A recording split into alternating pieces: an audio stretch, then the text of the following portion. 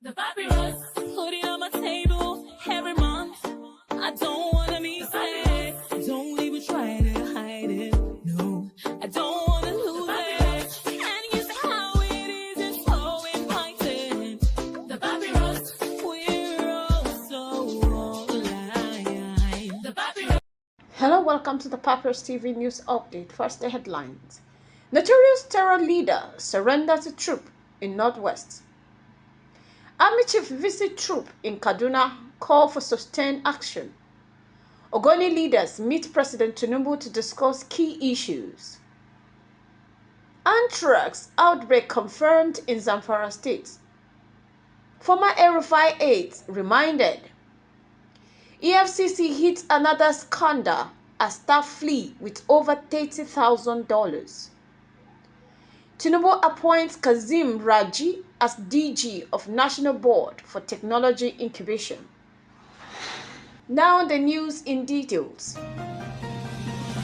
In a significant breakout, two notorious terrorist leaders, Abu Rada and Umar Black, have surrendered to the Nigerian military in Katsina State.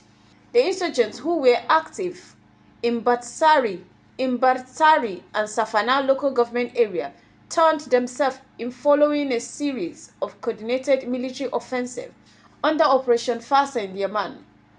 Major General Edward Buba, Director of Defense Media Operations, disclosed the development on Monday, 20th January 2025. He stated that synchronized ground and air operations in the region had successfully dismantled several terrorist enclaves, leaving the insurgents with no choice but to abandon their hideouts. The offensive also resulted in the rescue of 15 hostages and recovery of assorted weapons and ammunition. The military has intensified its focus on dismantling terrorist network and apprehending remaining high-profile figures, including Bello Turji, one of the most wanted insurgents in the region. In a similar report, Chief of Army Staff Lieutenant General Olufemi Oluyede has urged troops of 402 Special Forces Brigade to maintain their momentum in combating insurgents, bandits, and other criminal elements. During an operational visit to the brigade's headquarters in Kaduna on Monday, 20th January 2025, the Army Chief commended their critical role in securing the Kaduna-Abuja Road and Rail Corridor.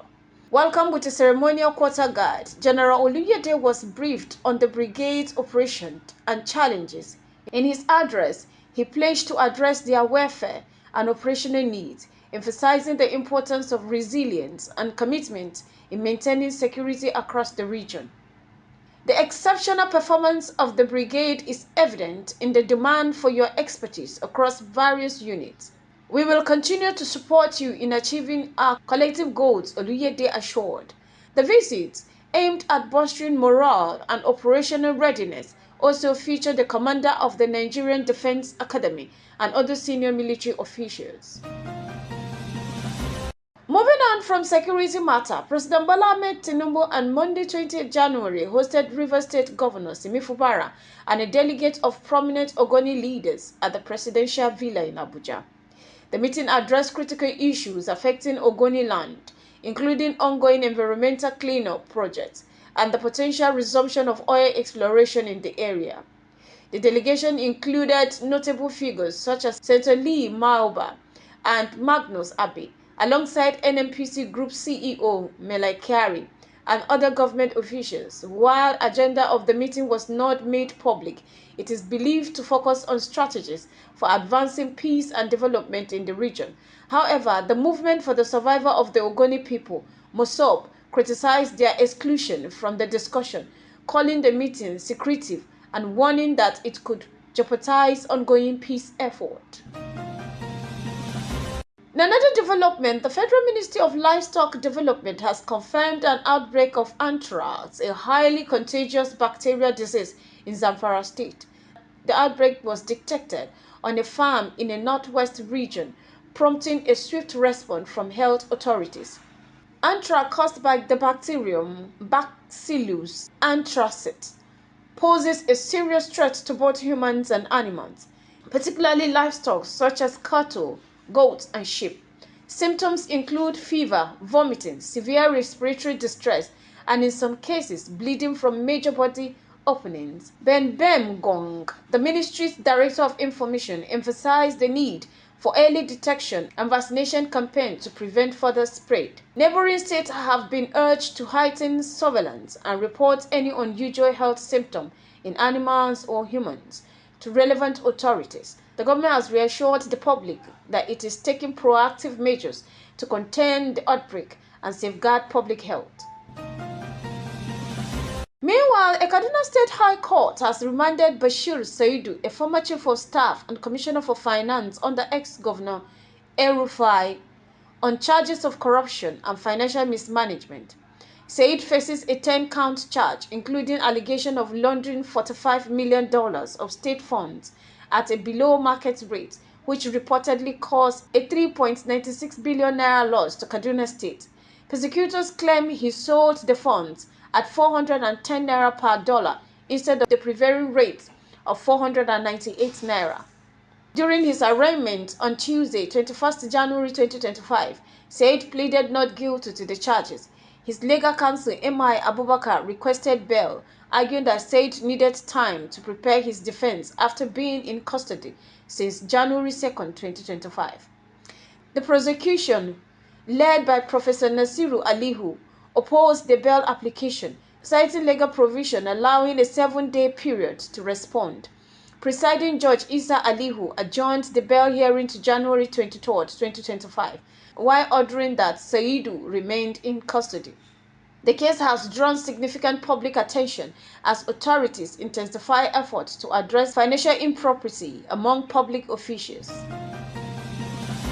The Economic and Financial Crimes Commission (EFCC) is once again under scrutiny after a staff member in charge of the exhibit room at its Kaduna zonal office allegedly disappeared with over $30,000 and other valuables. The scandal followed closely on the heels of the recent arrest of 10 officers in Lagos State for stealing operational items they could not account for.